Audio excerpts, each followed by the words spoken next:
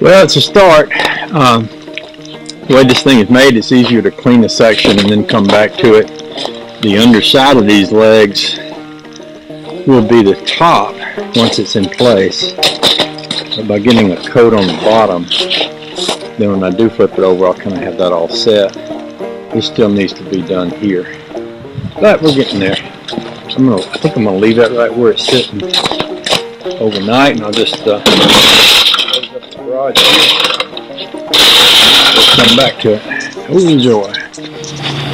Beautiful, nice day today. Supposed to warm up some after a bit. I think it's in the 20s, 20 something ish. I've been having some thoughts about this right here. These two pieces, believe it or not, are mud flaps from a trailer truck. I say they're mud flaps. They used to have big rubber mud flaps on them. I took those off and actually cut them up and put them in the floorboard of the Crosley for seat covers. If these are aluminum and they're made to hang, that's why they have these holes in the corner. You put them on a pin and they can kind of swing back and forth behind the back set of duals on a trailer truck.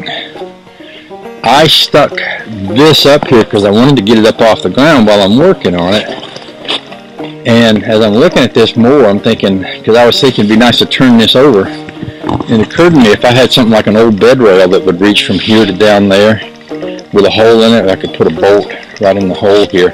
It would hold this in place, and then I could, flip this over, sit it right up on it like it is, and use it that way. So I'm kind of thinking that's a good idea. I'm going to open up the garage here and get my camera stand out and then wander around yonder and see what I've got for maybe a couple of bed rails or something I could put along the side of that.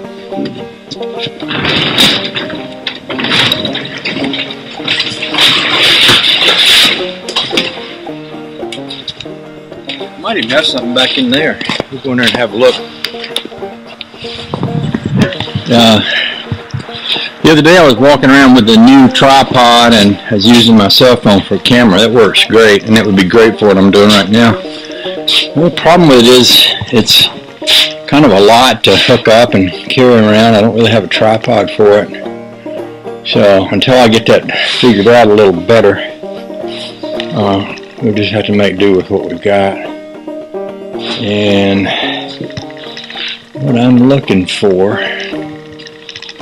is just a piece of straight iron. And we walk around here where the Crosley's at, where my metal storage bin is. I'll cut the camera off so I can get two hands on all this.